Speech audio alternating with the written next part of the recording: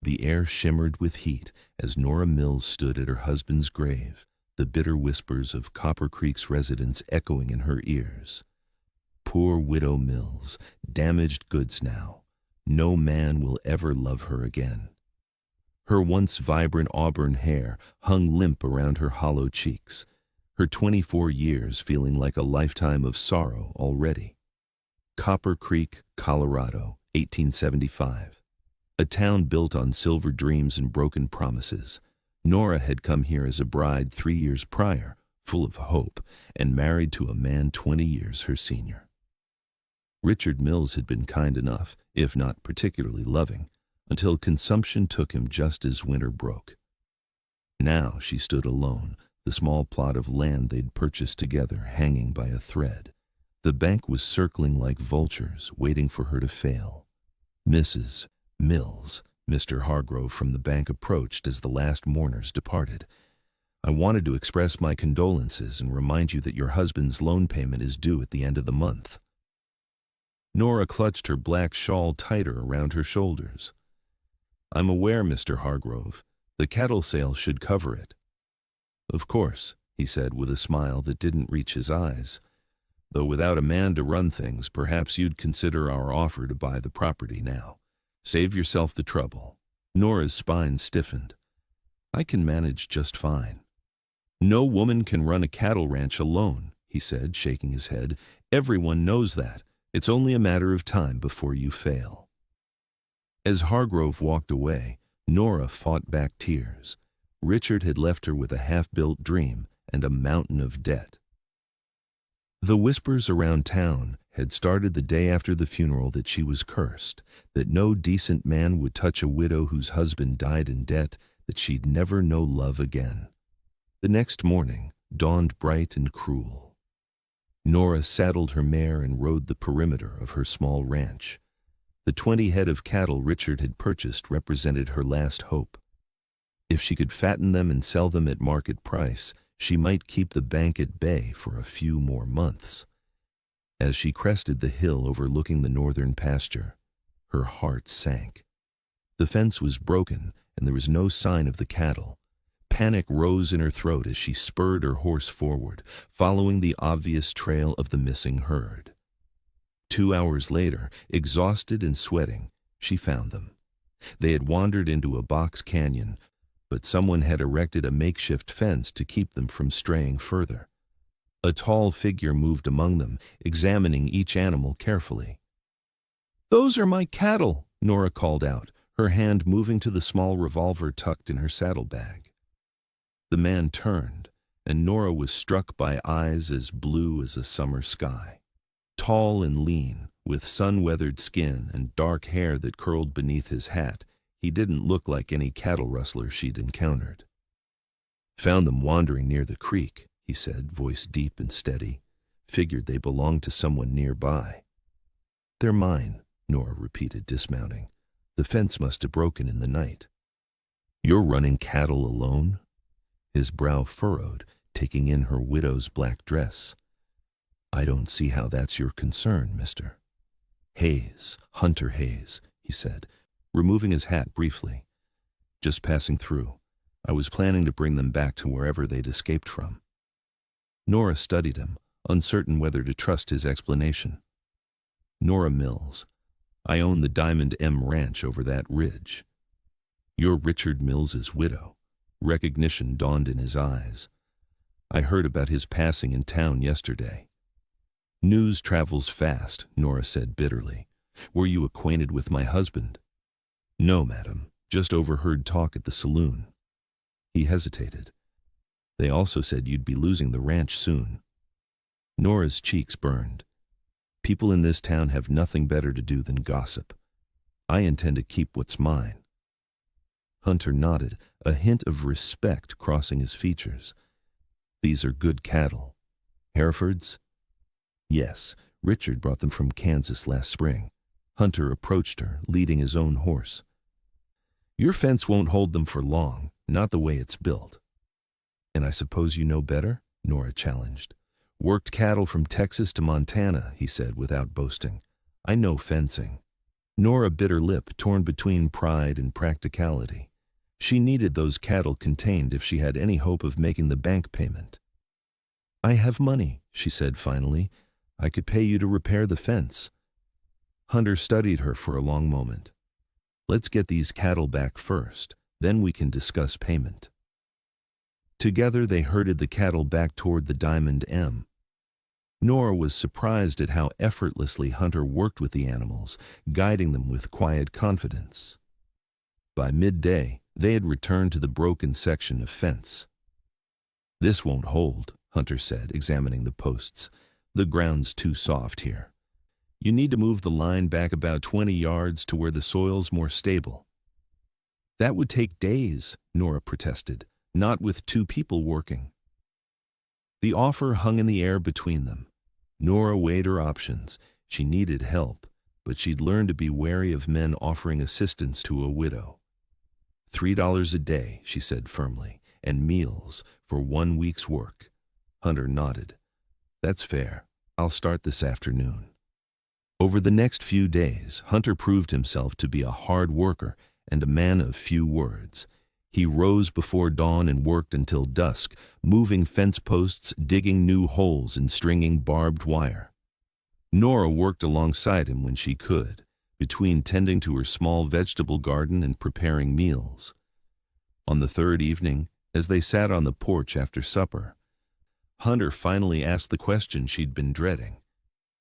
"Why are you doing this alone? Don't you have family who could help?" Nora stared out at the darkening landscape. "My parents died when I was 16. I worked as a seamstress in Denver until I met Richard. He was passing through on business, said he needed a wife to help establish his ranch." She smiled faintly. "I thought it was romantic at the time." "Was it?" Hunter's voice was soft. "It was a partnership. He was kind enough, but there wasn't much warmth." She looked down at her hands. "I'd hoped for children, but it never happened. I'm sorry." "What about you?" Nora asked, eager to shift the conversation. "What brings you through Copper Creek?" Hunter was silent for so long that Nora thought he might not answer. "Running, I suppose." "From the law," he laughed, a surprisingly warm sound. "No. From memories, maybe. I fought in the war, then drifted. Worked ranches across 5 territories. Never stayed anywhere long. And now? Now I'm fixing your fence," he said simply. The week passed quickly, with the fence taking shape under Hunter's skilled hands. Nora found herself looking forward to their evening conversations on the porch, where Hunter would sometimes share stories of his travels or listen attentively as she talked about her hopes for the ranch. On the 7th day, as Hunter was preparing to leave, a rider approached. It was Hargrove from the bank, his expression souring as he spotted Hunter. "Mrs. Mills," Hargrove called, dismounting, "I see you've hired help." "Mr. Hayes has been repairing my fencing," Nora replied coolly. Hargrove's eyes narrowed. "I've come about the payment. It's due in 3 days." "I'm aware of the date, Mr. Hargrove. The payment will be made on time." Hargrove looked skeptical. "The cattle aren't ready for market yet. How do you intend to meet your obligation?" Before Nora could respond, Hunter stepped forward. "Mrs. Mills has matters well in hand. Is there anything else you needed?" Hargrove bristled at the interruption. "This is bank business." "Then deliver your message and be on your way," Hunter said, his tone polite but firm. After Hargrove departed, Nora turned to Hunter. "You didn't have to do that." "Men like him prey on people they think are vulnerable." Hunter's jaw tightened. "How much do you owe?" Nora hesitated, then told him the amount. Hunter whistled low. "That's steep for this property." "Richard borrowed against expected profits from the cattle," Nora sighed. "I've been saving every penny, but I'm still short." Hunter was quiet for a moment. "I could stay on, help you get those cattle ready for market." Nora studied his face, searching for ulterior motives. "Why would you do that?" "Maybe I'm tired of drifting," he said simply. Or maybe I just don't like seeing someone fight alone when they don't have to." Nora agreed to his offer, though she insisted on drawing up a proper contract, promising him a small percentage of the cattle sale. Hunter moved his few possessions into the small bunkhouse that had been built for future ranch hands. Word spread quickly through Copper Creek that Widow Mills had hired the mysterious stranger. The gossip took on a new dimension: speculation about her morals, predictions that she was being swindled, bets on how quickly she would fail. "They're saying I've hired you for more than ranch work," Nora told Hunter one evening, her cheeks burning with embarrassment. Hunter's expression darkened. "People will talk. Doesn't make it true. It doesn't bother you?" "I've been called worse than a widow's companion," he said with a wry smile. The days stretched into weeks as they worked side by side. Hunter taught Nora about cattle management, which animals to cull, how to treat minor ailments, when to move them to fresh pasture. Under his guidance, the herd flourished, and they managed to make the minimum payment to the bank, buying Nora more time. As spring gave way to summer, Nora found herself watching Hunter when he wasn't looking, the way his hands moved confidently over a task, the rare smile that transformed his serious face, the quiet consideration he showed her. She told herself it was merely appreciation for his help, but the flutter in her chest when their hands accidentally touched suggested otherwise. One hot afternoon, as they worked to clear a fallen tree from the creek that watered the cattle, Hunter lost his footing on the slippery bank and tumbled into the water. Nora couldn't help laughing at the sight of the usually composed cowboy sitting drenched in the shallow water. Hunter looked up at her, surprised, then a slow smile spread across his face. In one swift motion, he reached out and pulled her into the creek with him. Nora shrieked as the cold water soaked her dress, but her indignation quickly dissolved into laughter. For a moment, they sat there in the stream, laughing like children. Then, Hunter's eyes met hers, and something shifted between them. His gaze dropped to her lips, and Nora felt her breath catch. Slowly, giving her every chance to pull away, Hunter leaned forward. His lips were gentle against hers, the kiss tentative and questioning. Nora answered by sliding her hand to the back of his neck, drawing him closer. The kiss deepened, sending warmth spreading through her despite the cold water. When they finally broke apart, Hunter rested his forehead against hers. "I've wanted to do that for weeks," he admitted. Nora smiled, feeling lighter than she had in years. "What took you so long, cowboy?" That evening, sitting on the porch as twilight painted the sky in shades of purple and gold, Hunter told her more of his past, how he'd left home at 16 to fight in the war, how he'd drifted afterward, unable to settle, how he'd come to Copper Creek by chance, following rumors of ranch work. "I never planned to stay," he confessed. "Then I found your cattle." "And now?" Nora asked, her heart beating faster. Hunter took her hand, his thumb tracing circles on her palm. "Now I'm finding reasons to put down roots." Their courtship progressed through the summer, as private as they could keep it in a town like Copper Creek. Hunter was respectful, always returning to the bunkhouse at night, though the longing looks they exchanged made Nora wish for less propriety. The gossip in town shifted again. Some still predicted disaster, claiming Hunter would steal her cattle and disappear. Others suggested more scandalous arrangements between them. A few kinder souls simply wished the young widow some happiness after her loss. "Let them talk," Hunter said when Nora mentioned the gossip. "They've already decided you can't succeed. Proving them wrong will be satisfaction enough." As the cattle grew fat on summer grass, they began preparations for the drive to market in Denver. The journey would take nearly 2 weeks, and Nora insisted on accompanying Hunter.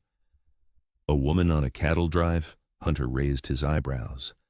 "That'll give them something new to gossip about." "It's my herd," Nora said firmly. "Besides, I refuse to sit here wondering if you'll come back." Hunter's expression softened. "I'd come back to you, Nora, but I understand why you need to go." They hired 2 local boys to help with the drive, paying them with promises of a bonus if the cattle fetched good prices. The night before their departure, Nora couldn't sleep, her mind racing with both excitement and anxiety. A soft knock at her door startled her. Hunter stood outside, his expression serious. "I needed to talk to you before tomorrow," he said, remaining on the porch, "in case things don't go as planned." "What is it?" Nora asked, wrapping her shawl tighter around her nightgown. Hunter took a deep breath. "I love you, Nora. I think I have since I saw you standing up to me over those stray cattle, so fierce and determined." He reached for her hand. "I know it hasn't been long, and I know what people say about widows remarrying. But when we return from Denver, if you'd consider it, I'd like to ask you properly to be my wife." Tears welled in Nora's eyes. After Richard's practical partnership, Hunter's declaration felt like a revelation. "I love you too," she whispered, "and yes, I'd consider it, more than consider it." Hunter's smile was brilliant in the moonlight as he pulled her into a kiss that promised more than words could say. The cattle drive began at dawn, pushing the 20 head of Herefords toward Denver. The journey was grueling, with long days in the saddle and short nights spent camping under the stars. Nora proved her mettle, working alongside the men, never complaining despite the blisters on her hands and the ache in her muscles. On the 4th night, as they camped near a small stream, one of the young hands, Tommy, approached Nora hesitantly. "Mrs. Mills," he began, twisting his hat in his hands, "I just wanted to say, my ma always said you were foolish to try running that ranch alone, but seeing you out here," he gestured to the cattle, "well, I reckon she was wrong." Nora smiled, touched by the simple acknowledgement. "Thank you, Tommy. That means a great deal to me." Later, as she and Hunter sat by the fire after the boys had gone to sleep, she recounted the conversation. "The first person in Copper Creek to admit I might succeed," she mused. Hunter squeezed her hand. "Won't be the last." The journey continued without major incident until they were just 2 days from Denver. As they made camp for the night, Hunter noticed riders approaching from the east, 3 men, moving with purpose. "Get to the wagon," he told Nora quietly, his hand moving to the revolver at his hip. Nora did as he asked, retrieving her own small pistol from her saddlebag. She watched as Hunter positioned himself between the approaching riders and their camp. "Evening," Hunter called as the men drew near. "Something we can help you with?" The lead rider, a weathered man with a scar across his cheek, reined in his horse. "Heard you were moving cattle to Denver." "Word travels fast," Hunter replied, his stance casual but alert. "These roads can be dangerous," the man continued. "Lots of desperate folk about." "We're managing fine," Hunter said coldly. The man smiled, revealing a gold tooth. "We could offer protection for a fee." "We don't need protection," Hunter said. "Move along." The 3 men exchanged glances. "Don't be hasty," the leader said. "We're talking about 3, maybe 4 head. Small price for safe passage." Nora stepped forward, her pistol visible in her hand. "Those cattle represent months of work. We're not giving up a single one." The men seemed surprised by her appearance and determination. The leader assessed the situation, Hunter's steady hand on his revolver, Nora's unwavering aim, and the 2 young hands who had emerged from their bedrolls, rifles in hand. "The widow's got spirit," the scarred man said with a laugh. "Fine. Keep your cattle." His expression hardened. "But the roads to Denver have many dangers. Best keep your eyes open." After they departed, Hunter insisted on setting watches through the night. He took the first shift, with Nora joining him despite his protests that she should rest. "Do you think they'll be back?" she asked, scanning the darkness beyond their campfire. "Possibly," Hunter admitted. "Men like that prey on travelers they think are vulnerable." Nora's jaw set with determination. "Then they've misjudged us just like everyone else." They doubled their vigilance over the next 2 days, but the threatened attack never came. When the Denver stockyards came into view, Nora felt a surge of triumph. They had made it. The cattle sold for better than expected prices, the healthy animals fetching premium rates from buyers eager for quality stock.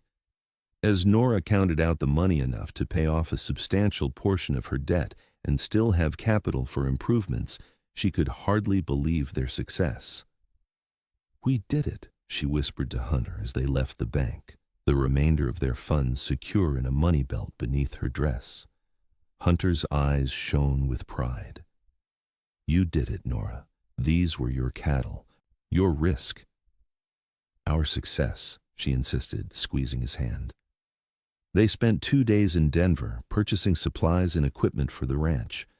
Nora found herself lingering outside a dress shop, admiring a green silk gown far more fashionable than anything she'd worn since her mourning began.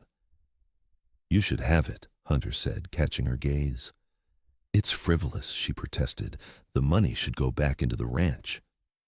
"Consider it an investment in the future," Hunter suggested with a smile. "Every successful rancher needs to look the part sometimes." The journey back to Copper Creek was lighter, their wagon laden with supplies, but their hearts unburdened by the anxiety of the outward trip. They paid the boys their promised bonus, earning their loyalty for future drives. As they approached the Diamond M, Nora felt a surge of emotion.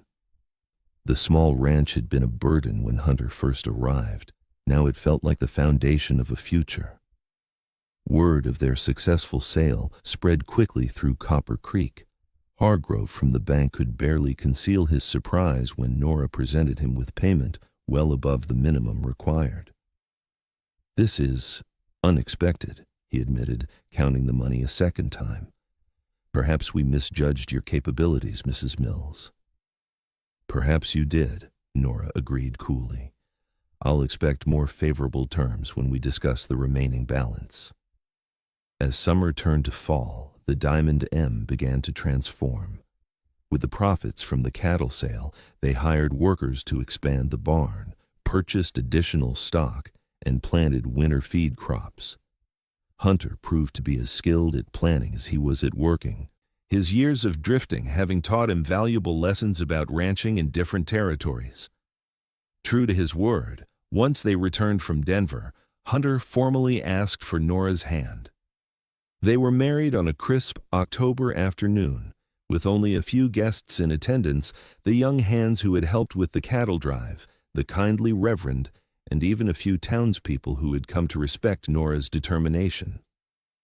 The wedding night was everything Nora had secretly dreamed of during the months of their restrained courtship. Hunter's gentle hands and passionate kisses awakened feelings she had never experienced in her practical first marriage. As they lay tangled in sheets afterward, Hunter traced the curve of her cheek with a calloused finger. "Happy?" he asked. Nora smiled, pressing a kiss to his palm. "Happier than I ever imagined possible." When winter came, they faced it together, the cozy ranch house warmed by more than just the fire and the hearth. The cattle weathered the cold in the new barn, and by spring, the herd had increased with the birth of healthy calves. 1 year after Hunter had first found Nora's straying cattle, they stood together on the porch of the ranch house surveying their domain. The Diamond M had nearly doubled in size, with new pastures, more cattle, and even 2 hired hands who lived permanently in the expanded bunkhouse. "What are you thinking?" Hunter asked, noticing Nora's contemplative expression. She leaned against his solid presence, her hand unconsciously moving to her abdomen, where their first child had just begun to grow. She hadn't told him yet, wanting to be certain before sharing the joyous news.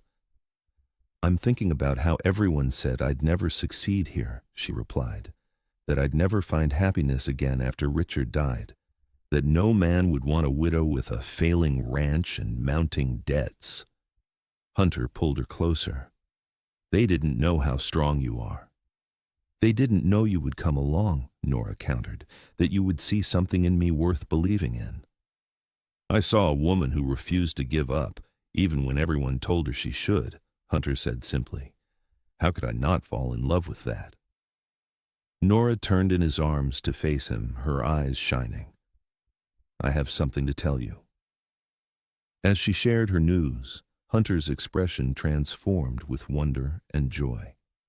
He lifted her gently, spinning her in a circle as laughter bubbled from both their throats. Later that week, they rode into town together for supplies. Nora noticed the changed glances from the townspeople, respect where there had once been pity, admiration where there had been doubt. As they passed the general store, Mrs. Peterson, the shopkeeper's wife who had once been among the most vocal about Nora's inevitable failure, hurried out to greet them. Mrs. Hayes, she called using Nora's new name, I was hoping to see you. We're forming a ladies' auxiliary to support the new schoolhouse. We'd be honored if you'd join us. Nora exchanged a glance with Hunter, whose eyes twinkled with amusement. I'd be delighted, she replied graciously. As they continued down the street, Hunter chuckled. Quite a change from poor Widow Mills who'll never amount to anything. Success has a way of changing people's minds, Nora observed. Love has a way of changing everything, Hunter countered, taking her hand. By the following spring, the Diamond M had become one of the most prosperous ranches in the county. When their daughter, Elizabeth, was born with Hunter's blue eyes and Nora's determination, their happiness seemed complete. On Elizabeth's first birthday, as friends and neighbors gathered to celebrate, Nora found a moment alone with Hunter near the corral. Did you ever imagine this? She asked, watching as one of the hands showed their daughter a gentle pony. When you found my stray cattle that day? Hunter shook his head, his arms secure around her waist. I was just passing through, remember, looking for a few days' work before moving on. What made you stay? Hunter considered the question. At first it was the challenge. A woman fighting against all odds to keep what was hers. His voice softened. Then it was you, your courage, your heart. I realized I'd been searching for home my whole life without knowing what it looked like. And now? Hunter smiled, watching their daughter laugh as the pony nuzzled her small hand. Now I know exactly what it looks like. It looks like you. As twilight settled over the Diamond M, casting long shadows across the prosperous ranch, Nora reflected on the journey that had brought them here. From a grieving widow, everyone had written off, to a successful rancher and beloved wife and mother, she had defied every prediction. They said I'd never be loved again, she murmured against Hunter's chest as they swayed together on the porch, watching the stars emerge. Hunter tipped her face up to his kiss as tender as their first day in the creek. They were wrong about everything else, he said. Why should that have been any different? In the years that followed, as the Diamond M flourished and their family grew, Nora and Hunter became fixtures in the community they had once stood apart from. The whispers that had once cut like knives had long since faded, replaced by stories of the widow who refused to fail and the drifting cowboy who had helped her prove everyone wrong. But for Nora, the greatest victory wasn't in the prosperity of their ranch or even in the respect they had earned. It was in the love she had found when she least expected it, a love born of respect and partnership, tempered by challenges and strengthened by shared dreams. Every night, as she fell asleep in Hunter's arms, she thanked whatever twist of fate had sent her cattle straying that spring morning, leading a blue-eyed cowboy to her door and changing the course of her life forever.